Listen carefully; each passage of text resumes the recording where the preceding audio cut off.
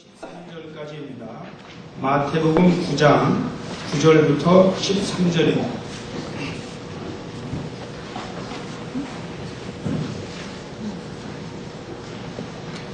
마태복음 9장 9절부터 13절입니다.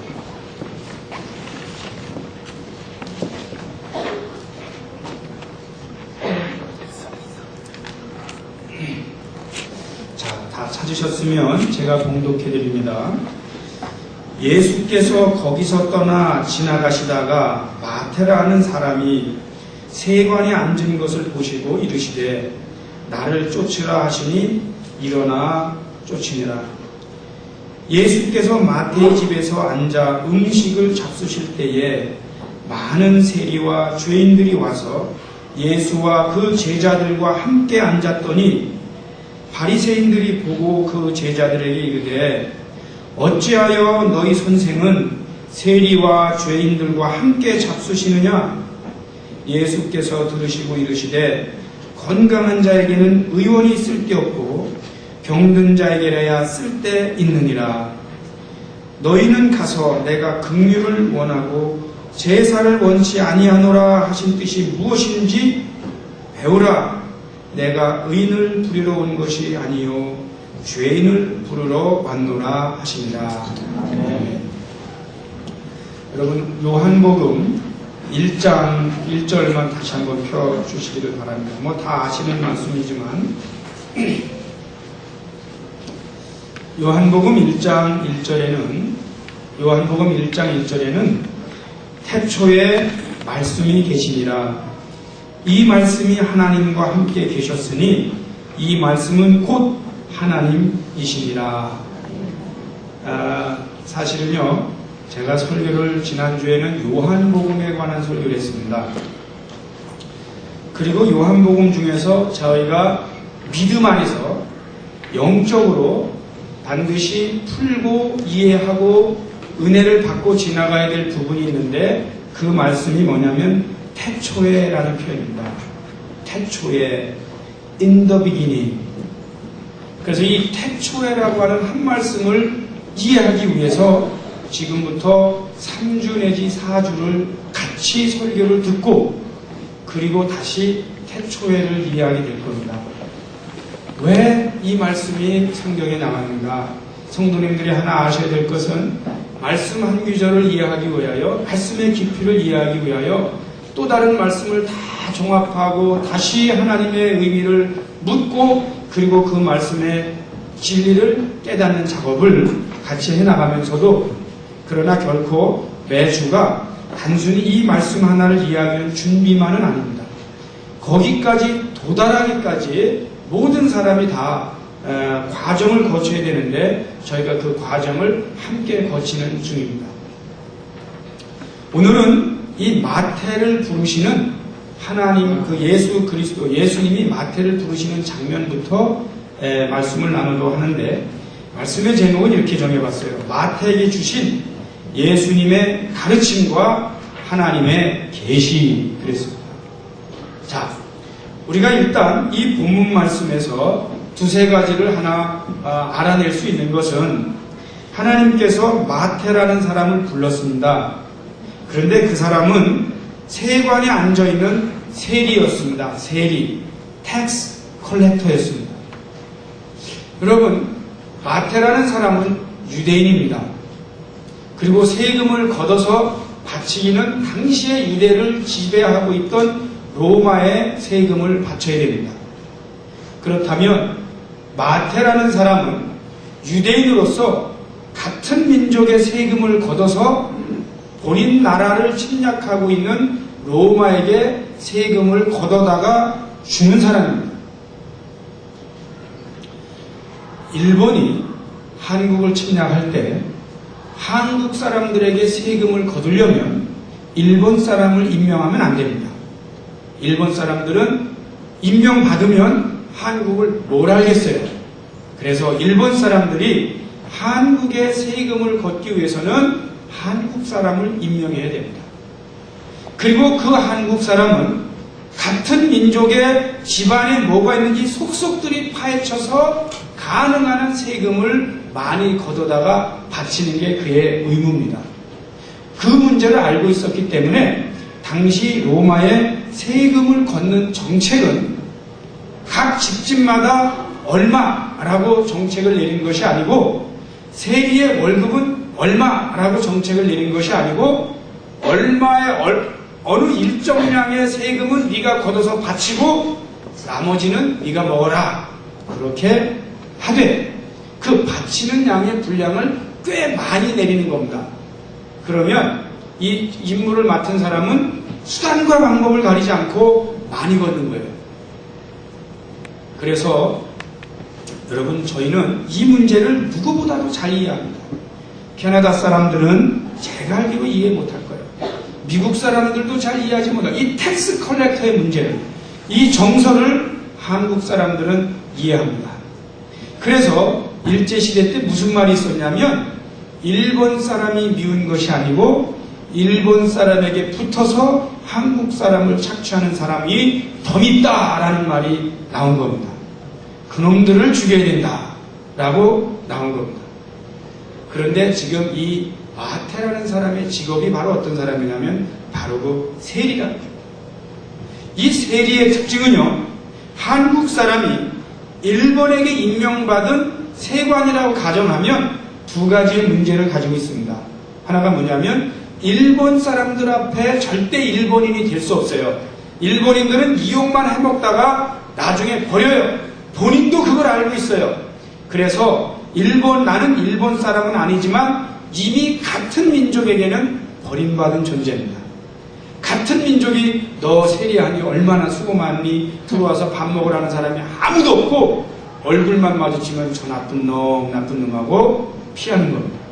그래서 이 사람은 두 나라의 가운데서 어디에도 속하지 못한 채 오직 돈만을 위해서 살아가는 복잡한 멘탈리티를 가진 사람이 바로 누구냐면 세리 마태입니다.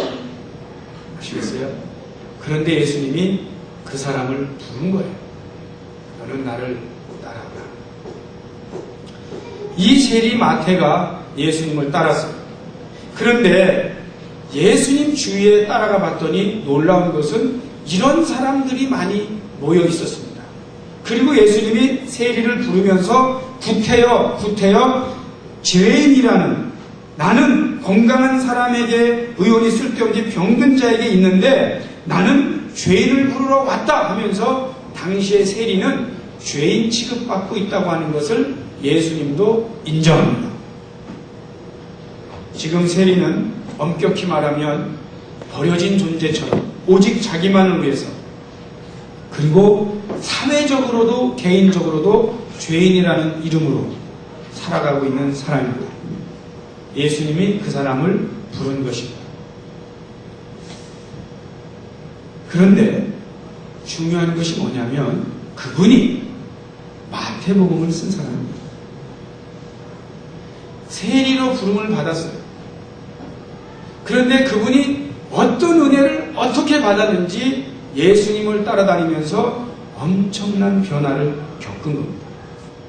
그런데 그가 어떠한 엄청난 은혜를 겪었는지 나는 이런 은혜를 받았다라고 구체적으로 쓰는 게 아니고 마태복음 전체에 쓰고 있다는 겁니다.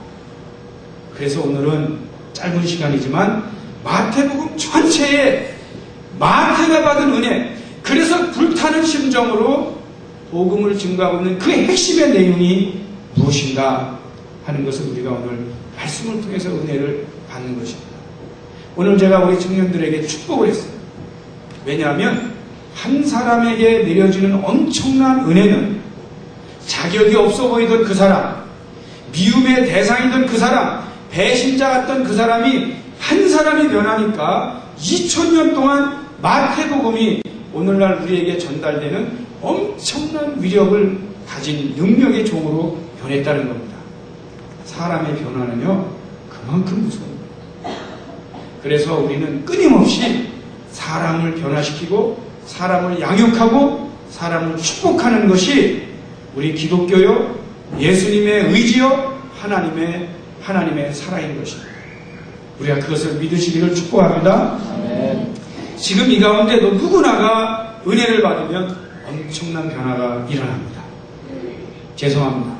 제가 이런 이야기를 해서 정말 죄송하지만 저는 목사가 되면서 하나를 알고 있습니다. 하나가 뭐냐면 어떤 한 사람이 범죄자가 되거나 목사가 되는 것은 종이 한 장 차이다.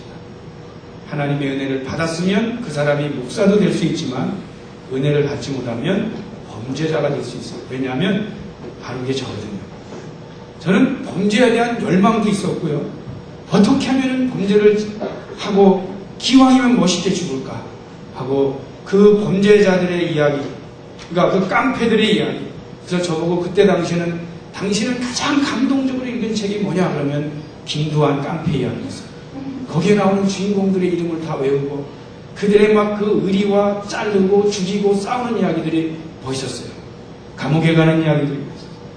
사회에 대한 관감이 있어요. 그런데 그가 은혜를 받았어요. 한 사람하고 전화통화를 했는데 저를 인터넷에서 봤대요. 인터넷에서 봤는데 이런 표현을 하더라고. 사람이 저렇게 변할 수 있구나 하는 걸 봤다. 그런 말을 하더라고요. 근데 그분은 겉모습만 본 거예요. 어찌되었든 하나님을 만난 것과 만나지 않은 것의 차이는 마태에게 있어서는 세리가 신약성경의 저자가 되는 놀라운 은혜가 있었던 거예요. 제가 이렇게 아직 다 분석은 못했어요. 그런데 이분이 마태복음을 썼는데 하나 확실한 주제는 마태복음을 쓸 때는 같은 유대인들을 대상으로 썼다는 겁니다.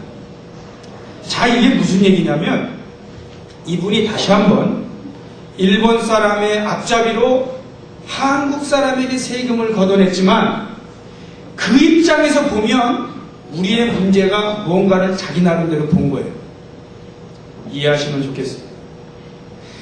한국 사람이 일본의 앞잡이로 세금을 거두면서 봤더니 우리의 문제는 이거다라고 자기가 본 거예요.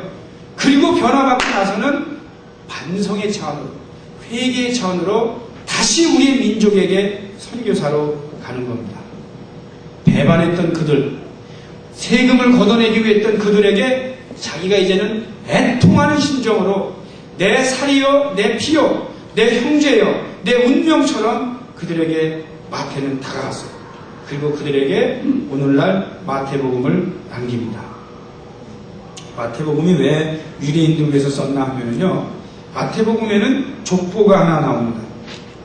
여러분 1장을 펴주시기 바랍니다. 마태복음에는 족보가 하나 나오는데 마태복음 1장입니다. 그리고 이제 계속 넘길 거예요. 1장에 보면 아브라함과 다윗의 자손 예수 그리스도의 세계라 그랬습니다. 마태복음은요, 아브라함부터 출발합니다. 아브라함은 유대인의 조상입니다. 그리고 유대인의 조상이요, 예수님은 유대인의 자손이라는 대전제하에 이건 처음부터 뭘 얘기하냐면 예수님이 우리 민족을 위하여 어떻게 오셨는가를 아예 설명하겠다 라고 하는 서론을 밝히는 것과 마찬가지입니다. 그리고 당시에 유대인들의 상태는 어땠는가, 그가 마태가 보는 관점이 하나 있는데 그게 뭐냐면 11장 16절에서 17절 한번 보시기 바랍니다. 11장 16절 17절에 보면 당시 유대인들이 문제를 파악하는 거예요.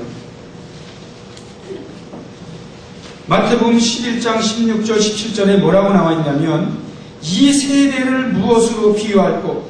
비유컨대 아이들이 장터에 앉아 동무들을 불러 가로되 우리가 너희를 향하여 피리를 불어도 너희가 춤추지 않고 우리가 애곡하여도 너희가 가슴을 치지 아니하였다 함과 같도다 그랬어요. 여러분, 당시 유대인들은 어떤 상태냐면요, 아무 생각 없이 살아요. 뭐 감동이 없어요. 뭐 좀 하자고 해도 뭐 나서지도 않아요. 여러분 혹시 여기 그런 분들 계세요? 감동이 없어요. 슬픈 영화를 보면 좀 울 줄도 알아야 되는데 영화니까 그렇지 그렇게 말하기도 하고, 좀 재미있는 내용을 좀 말하면 웃기도 해야 되는데 뭐가 그렇게 불만이 많은지 인상을 쓰고 있어요. 감동이 없어요. 교회 와서도요, 기도도 좀 하자고 그러면 그냥 아멘도 좀 할 줄 알아야 되는데 아무 반응이 없어요. 피리를 불어도 춤을 추지 않아요. 장단을 맞추지 않아요. 감동이 없는 거예요. 이것이 문제라는 겁니다. 문제라는 겁니다. 이렇게 오고 갈 때도 있어요. 오고 갈 때.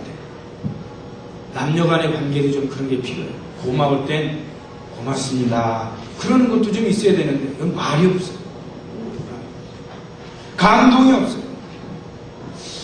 여러분, 그래서 우리가 먼저 하나님의 은혜에 반응하시기를 축복합니다. 아멘. 제가 예를 하나 들어드리겠습니다. 제가 좋아하는 우리 친구 가끔 소개하는데 우리 곽수강 목사가, 이 사람이 이제 그 송정미 씨라고 그 복음송 가수가 있어요. 근데 이분이 조금 약간 좀 몸이 커요.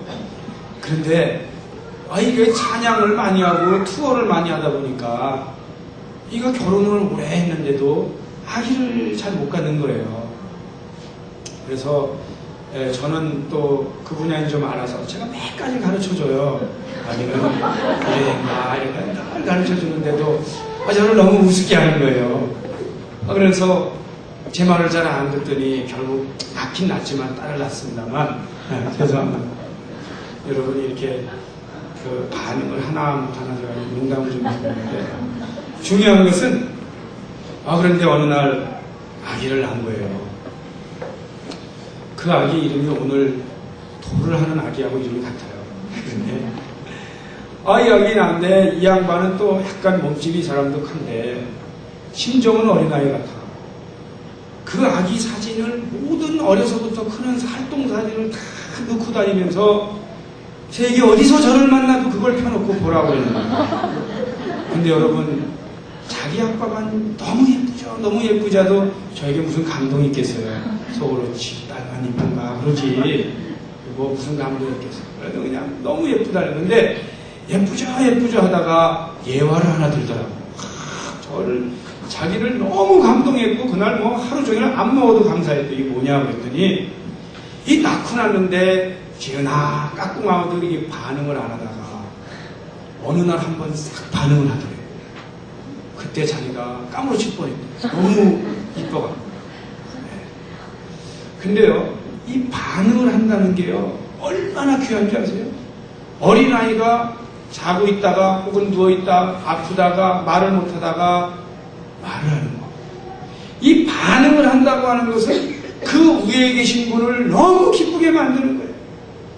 여러분, 우리가 하나님 앞에 반응한다는 거. 하나님께서 어떤 때 까꿍해요. 우리 보고 이쁘다 잼잼 좀 해봐라 좀 해봐라도 이 모든 성도님들이 감동이 없는 거예요. 근데 어느 날 주여 그러면 하나님이 까무러치게 이거 이쁘다. 이 반응이 그렇게 좋아요. 근데 당시에 유대인들은 반응을 안 한다는 거예요. 반응을 안 해요. 이게 얼마나 큰 문제예요.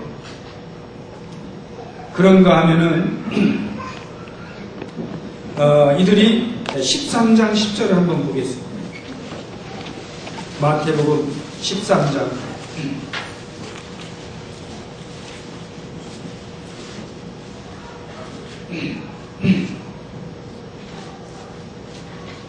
13장 10절에 제가 한 절만 보겠는데요. 13장의 15절 말씀을 보겠습니다.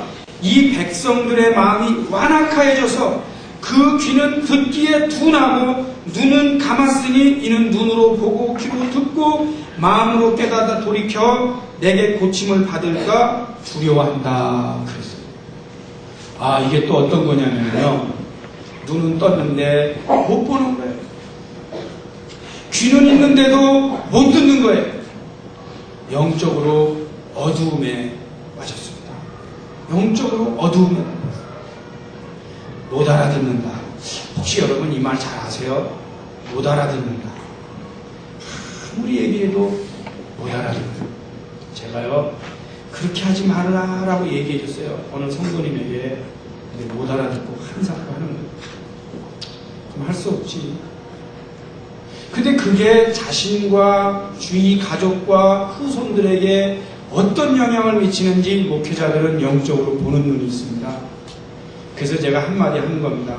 그렇게 하지 마세요. 아, 그런데 이게 안 듣고 그냥 기어코 하면 할 수 없어요.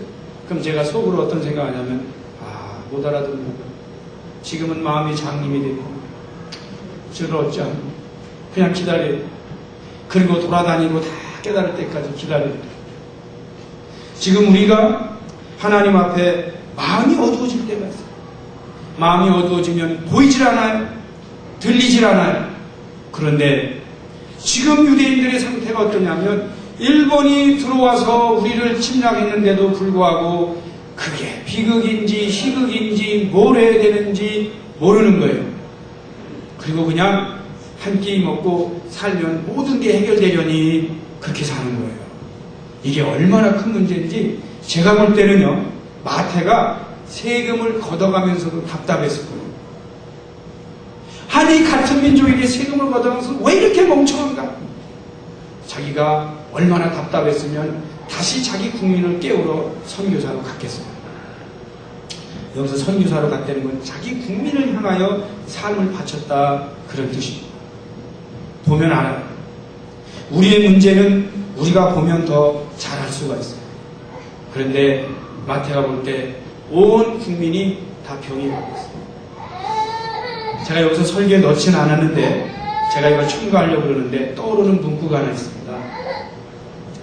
제가 그 윤동주의 시를 읽다가 윤동주의 시 중에 병원이라는 시가 있습니다. 병원.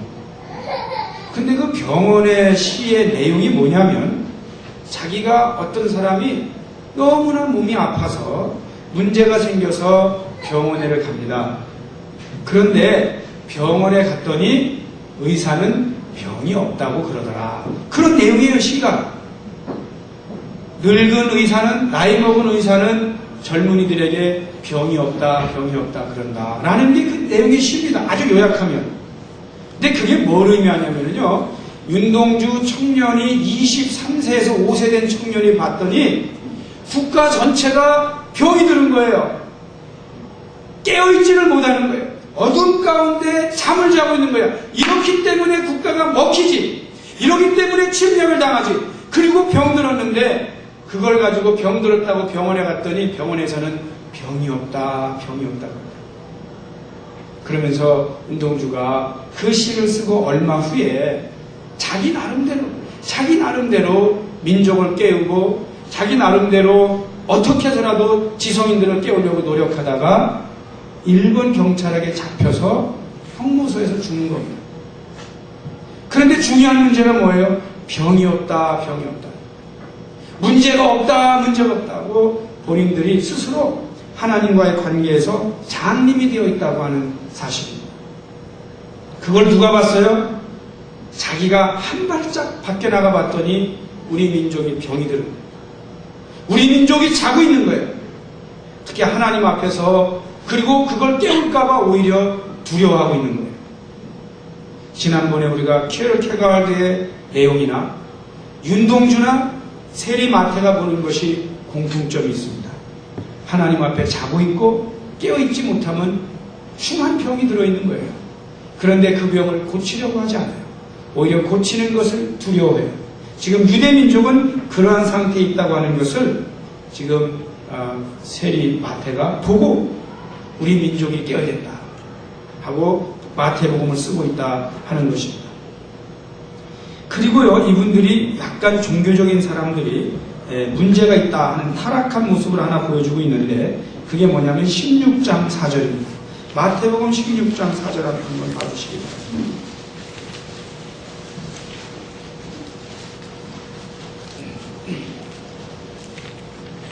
마태복음 16장 4절입니다.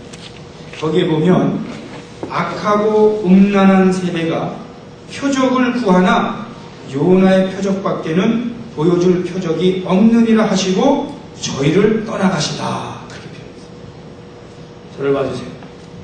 요즘 이 당시의 세대가 악하고 음란한 세대가 자꾸 표적을 구하는데 여기서 표적이라고 하는 게 뭐냐면 kind of miracle, 기적 같은 걸 보여달라는 거예요. 그러면 믿겠다. 그런데요, 예수님은 뭐라고 표현하냐면 내가 기적 같은 거 하나 보여주는데 그게 뭐냐면 요나의 표적이다 그랬어요. 근데 요나의 표적이 뭐냐면 요나가 물속에 들어가서 큰 물고기의 뱃속에 들어가서 살았다. 그것을 의미하는 게 요나의 표적이 아닙니다. 요나의 표적의 핵심은 니누의 성에 가서 복음을 증거했더니 온 성이 회개를 했다는 게 그게 요나의 표적입니다. 여러분 기적 중에 최고의 기적이 뭐냐면 사람이 회개하는 거예요. 그게 기적입니다. 기적이 일어날 줄 믿습니다. 네. 기적 중에 기적이 야 기적이 일어났어. 그게 뭐예요? 한 사람이 회개하는 겁니다. 근데 사람들은 그거는 저리 가라 하고 기적 중에 기적을 멀리한 채 외형적인 기적을 보여달라는 거예요. 그게 뭐냐면 허 목사 목회 잘하는데 능력이 뭐야? 한번 프로브해라. 병자를 고쳐버려야 되는지 예언 이렇게 저에게 외형적인 거를 요구하고 예수님께 요구하는 거예요. 그런데 문제는 뭐냐면 본인들은 회개하지 않는 거예요. 그것이 여러분 혹시 주위에서 회개하지 않은 분이 여러분에게 너무 가혹한 걸 요구해도 너무 충격받지 마세요. 그건 너무 여러분 죄책감도 느낄 필요 없어요. 회개하지 않은 요구에 예를 들면 같이 회개하고 같이 기도할 때는 충격을 받아야 돼요. 내가 부족하고. 그런데 전혀 그런 변동이 없이 그냥 구경삼아 요구할 때는요, 그게 할 필요 없어요. 저보고 한번 설교 얼마나 잘하나 한번 해봐라. 그러면 제가 안 하는 거예요. 기도 한번 해봐라. 그러면 안 해요. 그런데 표적을 이건 뭘 의미하냐면은 하나님의 말씀을 진지하게 받아들이지 않고 흥미 위주로 받아들이고 있는 거예요. 그래서 우리 성도님들 가운데도 그런 경향들이 좀 있어요. 그 보니까 재미있다 하는 데는 그냥 몰려가고 재미없다 하는 데는 안 가요. 그 말씀에 좀 깊이가 있고 깨달음이 있으면 여러분이 오히려 그런 데를 더 선호해야 돼요. 그게 뭐냐면 골방을 좀 선호할 줄 알고 때로는 고독함을 선호할 줄 알고 때로는 군중이 없어도 하나님과 나의 관계를 위해서 추구할 줄도 알아야 됩니다. 그저 외형적인 데를 이렇게 쫓아다니는 것이 바람직하잖아요. 흥미의지예요. 그리고 재미삼아 해봐요. 이거는 타락한 현상이에요. 타락한 현상. 지금 이스라엘 유대민족을 같은 민족의 입장으로 바라볼 때 이 마태는 그 문제를 보고 있는 거예요. 야, 우리 민족이 지금 심각하구나. 우리가 그런 병에 걸려 있다면 우리가 그 문제를 오늘 말씀을 통해 우리도 우리가 지금 혹시 흥미 위주로 하고 있고 외형적인 거 위주로 우리의 영혼을 판단하고 있지 않는가 확인해봐요.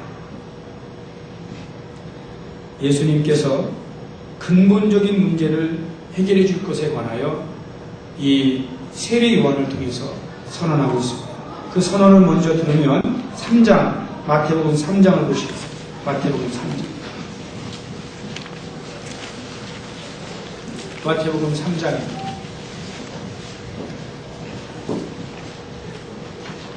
보셨어요? 3장에 보면 8절부터 읽겠는데 그러므로 회개에 합당한 열매를 맺고 속으로 아브라함이 우리 조상이라고 생각지 말라. 내가 너에게 이르노니 하나님이 능히 이 돌들로도 아브라함의 자손이 되게 하시리라. 이미 도끼가 나무 뿌리에 놓였으니 좋은 열매 맺지 아니하는 나무마다 찍어 불에 던지우리라. 나는 너희로 회개케 하기 위하여 물로 세례를 주거니와 내 뒤에 오시는 이는 나보다 능력이 많으시니 나는 그의 신을 들기도 감당치 못하겠노라.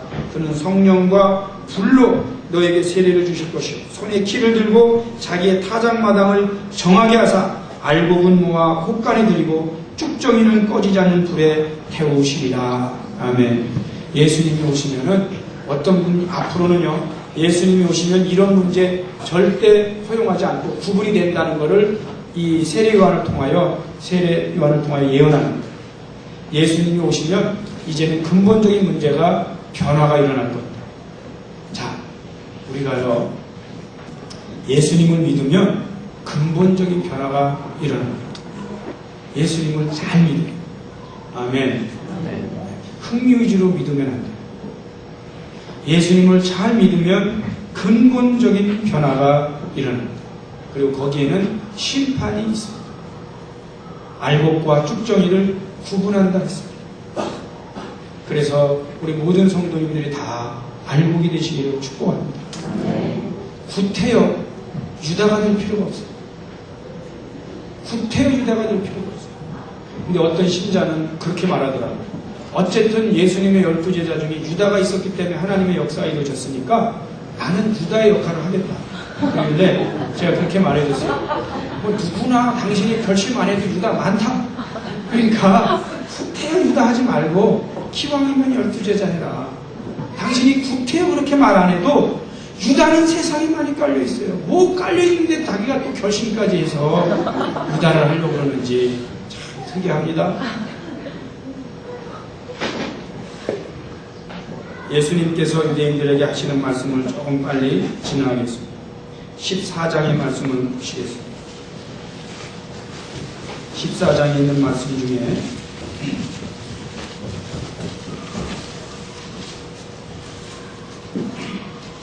31절 말씀만 보시겠습니다. 14장 31절. 예수께서 즉시 손을 내밀어 저를 붙잡으시며 가라사대 믿음이 적은 자여 왜 의심하느냐. 15장을 보시겠습니다. 15장 21절에서 28절 사이인데 28절에 이에 예수께서 대답하여 가라사대 여자야 내 믿음이 크도다. 내 소원대로 되리라. 그랬어요. 지금 여기서부터는요 마태가 설교를 하고 있는 겁니다. 예화 설교를 하고 있는 겁니다. 그 설교가 뭐냐면 이스라엘 민족이 믿음이 없다는 겁니다. 하나님과의 관계가 안 됐다 그 뜻입니다. 여러분 믿음의 회복, 이스라엘 민족이 믿음의 자손, 아브라함은 우리에게 믿음의 조상이란 말을 했는데 그 믿음의 조상이라는 사람들의 후손들이 잃어버린 게 믿음이라면 과연 그들이 아브라함의 자손이라 할 수 있다는 거예요. 아브라함의 자손이라는 그들이 믿음을 잃어버렸어요. 그래서 믿음을 가져야 된다. 의심해서는 안 된다 하는 말씀을 합니다. 16장 21절을 보겠습니다. 16장 21절 24절을 봅니다. 이에 예수께서 제자들에게 이르시되 아무든지 나를 따라오려거든 자기를 부인하고 자기 십자가를 지고 나를 쫓을 것입니다. 여러분 이스라엘 민족이 어느 때부터 고난을 거부했습니다. 고난받기를 거부, 십자가를 지지 않아요. 우리 그리스도인들도 고난받기를 거부해요. 십자가를 지지 않아요. 그러면 하나님의 은혜의 역사가 단절이 됩니다. 자꾸 우리가 물어볼 거예요. 목사님 도대체 십자가가 뭡니까?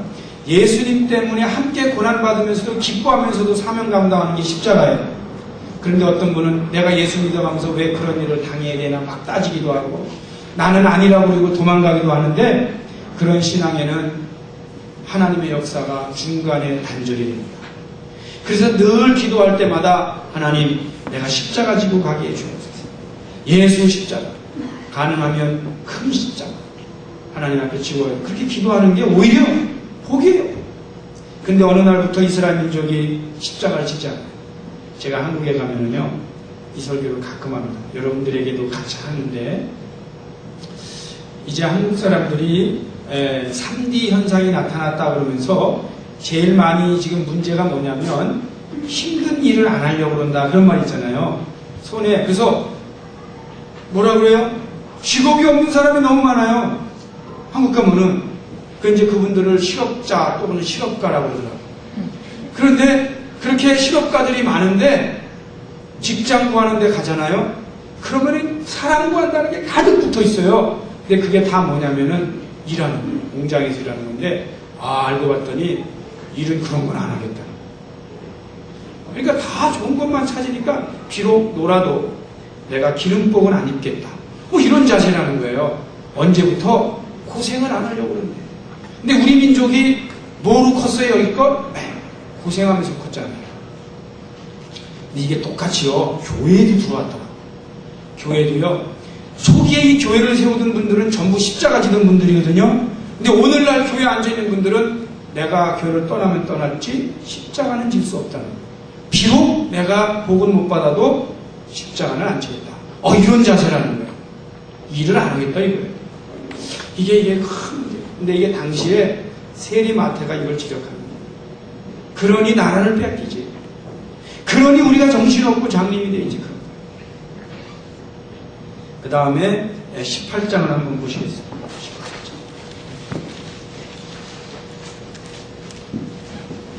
거기 보니까 놀랍게도 어린아이의 비유를 예수님이 말씀하고 계십니다. 근데 이 비유의 전체 제목이 뭐냐면 교만입니다. 교만. 여러분, 이미 가진 것이 조금 있고 괜찮으면 안일과 교만에 빠져 있습니다. 알고 봤더니 이분들은 프라우드는 되게 강해요. 아주 자존심이 강하다 이 말씀입니다. 제가 러시아를 가봤더니요. 러시아를 가봤더니 아파트나 자동차나 이런 게 이 캐나다보다 많이 떨어져요. 그런데 제가 러시아에 가서 지하철을 좀 타고 싶더라고요. 그래서 학생 하나의 도움을 얻어서 지하철을 탔는데 이거는 거의 철 장갑차 수준이에요. 무서워요. 지하철 타니까 침침하고 어둡고 전기도 별로 없고, 그리고 진짜 여기서 누가 갑자기 러시아 출신 누가 깽이 나타나서 나 잡아갈 것 같아요. 좀 무서워요. 그런데요, 러시아 사람들하고 얘기를 해보면요, 이 양반들이 또 보니까 자부심이 대단해요. 몇 개가 있냐면, 로켓을 이게 달나라 우주선을 미국보다 빨리 쐈다. 이 지하철 이거 고물이지만 이게 세계 최초의 지하철이다. 안 바꿨대, 안 바꿨대. 제가 거의 소위 말하면 골동품의 수준의 지하철을 탄 거예요. 그 다음에 이 사람들이 우리 요즘 르네상스를 장식했던 문화, 음악, 예술 이거 다 누가 했냐? 알고 봤더니 다 러시아 사람들이었어요. 대단해. 근데 좀 미안하지만 그 자부심만 먹고 살 거예요. 제가요 러시아에 이렇게 거기 모스코바에 갔더니 맥도날드라든지 맛있는 게 많아요. 그래서 거기서 10시간 이상을 기차를 타고 가는 시골을 가봤어요. 그랬더니 시골 가자마자 얼마나 추운지, 그리고 사람들이 눈에 띄는데 쓰레기통을 뒤지는 거예요. 그러니까 모스코바는 잘 사는데 다른 데는 다 못 사는 거예요. 제가 언제 한번 말씀드렸는지 모르지만 제가 거기 가갖고 사람들에게 대접을 하고 싶었어요. 제일 좋은 거를 대접하고 싶었어요. 돈은 하여튼 내가 여기서 다 쓰고 가는 한이 있어도 목사님께 부탁해서 이 모든 사람에게 최고의 음식을 대접하겠다 그랬더니 정말 하겠냐? 정말 하겠다 그랬더니 그러면 맥도날드를 사다냐? 그래서 그러냐고. 왜 그러냐 그랬더니 맥도날드에서 거기 들어왔는데 작년인가 들어왔는데 거기 가본 사람이 별로 없다는 거예요. 그래서 만약에 제가 맥도날드를 가주면 너무 좋아할 거래요. 그래서 가자. 그리고 다 6명인가 하여튼 갔어요.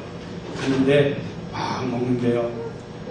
2사람인가 3사람이 프렌치 프라이만 먹고 맥도날드를 안 먹는 거예요. 그 빅맥을.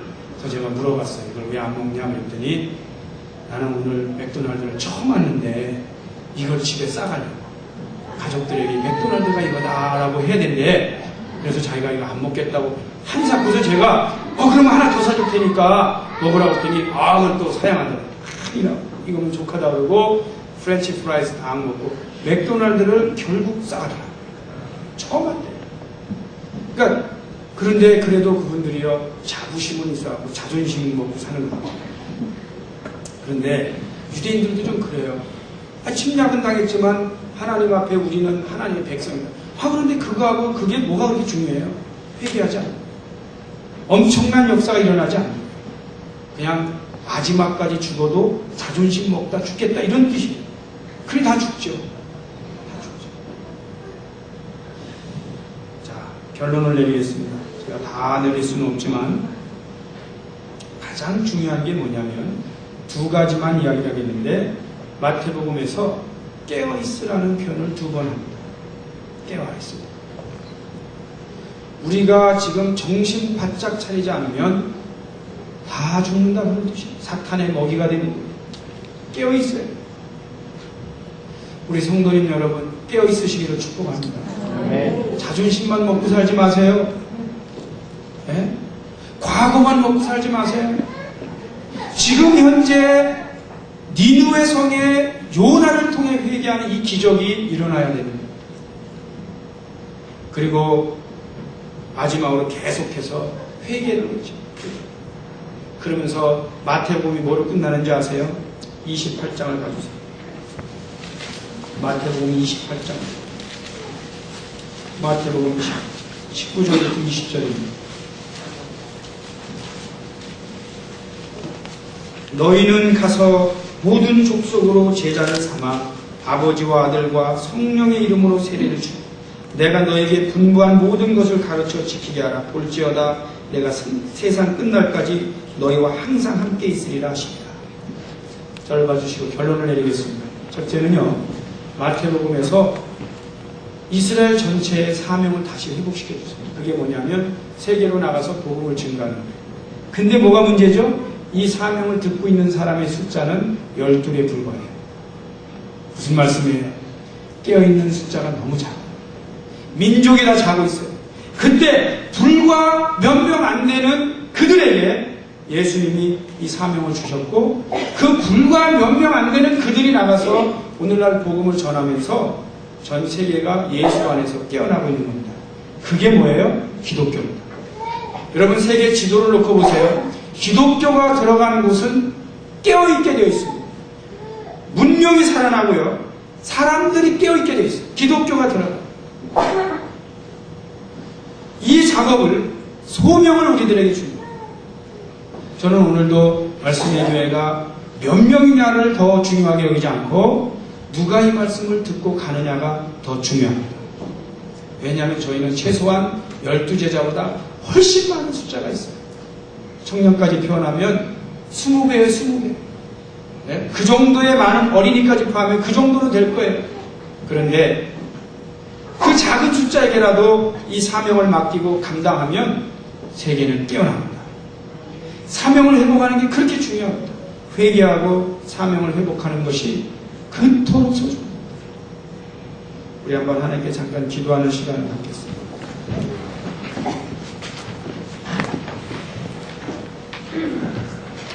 한 30초, 1분밖에 시간이 없네요. 하나님, 우리가 깨어서 회개하고 사명을 회복하게 하시고, 그리고 교만과 자존심, 과거 이런 것보다 더 중요한 게 내가 깨어서 회개하는 겁니다.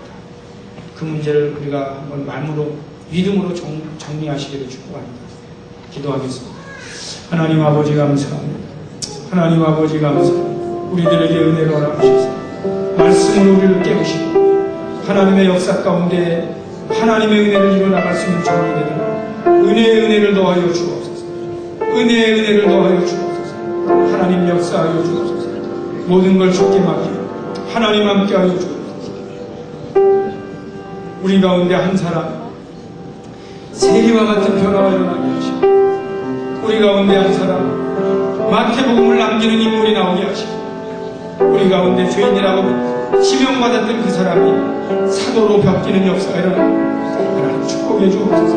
민족을 사랑하는 사람이 일어나게 하여 주옵소서. 우리의 캐나다를 사랑하는 사람, 한국을 사랑하는 사람이 일어나게 하시고 이중 문화를 경험하여 우리의 문제를 제대로 볼 줄 아는 현자가 나오게 하시고 지도자가 나오게 하시고